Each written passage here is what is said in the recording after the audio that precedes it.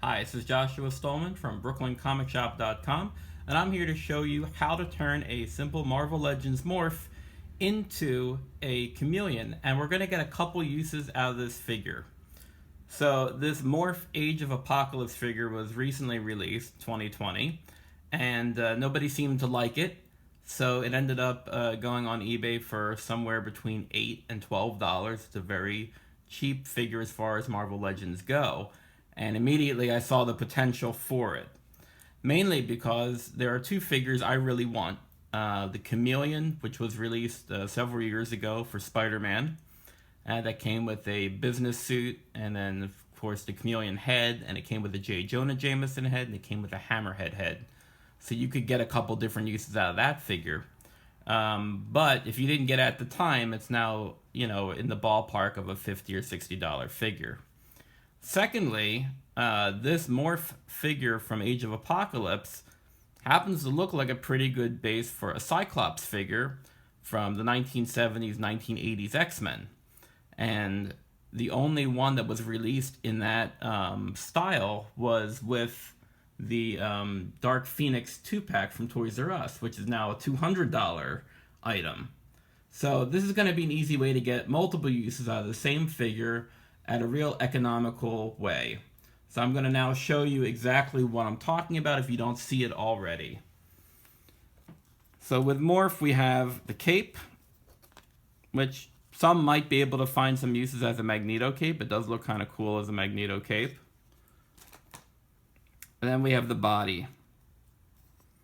Once you take the head off the body and you split it into its parts, now you can see how the boots and the gloves work very well for a Cyclops 1980s figure. It's got the Buccaneer boots, it's got the gloves that kind of stick out to the side. All you really need to do is repaint the waist, get it a belt, and get it a head. So for that, and I'm not going to show you the whole custom because it's actually not done, but I bought a second copy because I'm going to make several Cyclopses, maybe even the original X-Men team with this body type. I sanded down the head a little bit, and I took the extra head that came with the X-Factor Cyclops that also nobody seems to want, so it's pretty cheap. And what I did is I just took some acetone, took the white stripe off the top of the head, and then using a Dremel with a little tiny ball accessory, we took the hole that was there and we deepened it a little bit just so that when you put it on top of the head, it can go in and actually rest right up where the neck meets it. This isn't a perfect custom. I really don't feel like doing all the job and repainting, so you notice it's a little bit metallic up here, it's a little bit flatter. It's okay for my purposes. I also actually bought this from somebody who had already opened up the package, and they had decided to cut off the energy blasts. So when I finish this figure, I will go in and start cleaning up some of this area, but you can see how these were kind of hacked off almost. They're kind of gouged out, but we'll fix it. So that was the first use out of the morph body that I really was looking forward to. And then, what do you do with the head? Well, it happens to be that there is a Chinese seller, and there's a number of them that sell either overstock from China, from the production line. They sell parts, they sell bodies without heads, all kinds of weird stuff that's not in the package. And you can get it pretty cheap. And right now they seem to be selling an awful lot of the body types that are suited. So we actually found a chameleon body type that was being sold with a Peter Parker movie head.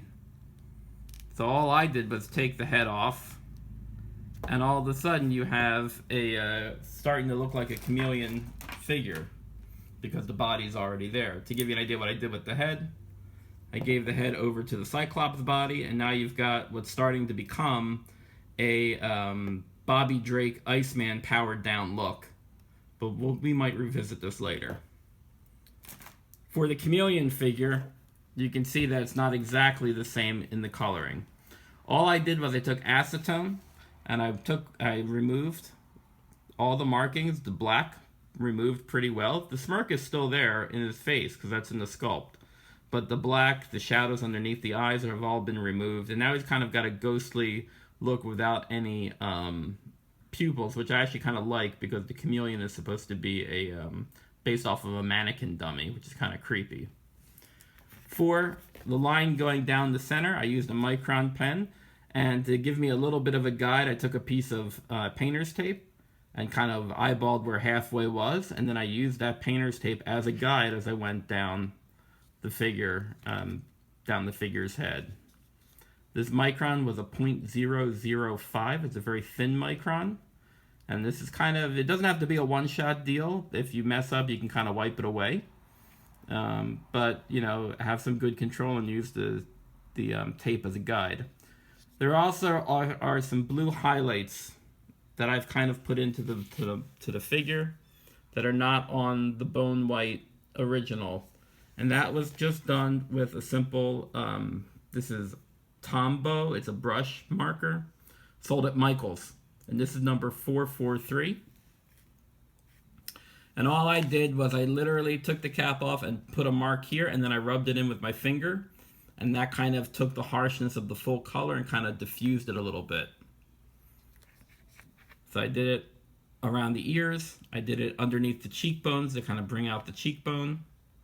I dried it underneath the eye to give it a little bit of shadow, but not overbearing like the Morph figure, just enough to give it some dimension. And this is just a really good way to reuse a figure to get it close to what you want. This gun accessory happened to come as a gift from one of the Sentinel heads that I had ordered, but you can find many different guns in the Marvel Legends. Any one will fit into the trigger hands. And then you've got a custom Chameleon at a quarter or less of the cost, that you really have all the control of everything you would want in a figure, and you can really control it and how you want it to look. So this, I would say, is, you know, a level 1. It's not exactly a repaint, it's more of a head swap with a little bit of adjusting. Anybody can do this. It's an easy to do job. You just need to get the parts for it and the vision to see it before you actually make it. I'm Joshua Stallman for Brooklyn Comic Shop. You can come visit our site for more posts and tips on how to customize Marvel Legends figures, as well as purchase exclusive artwork, vintage comics, action figures, and much more. Thanks for watching.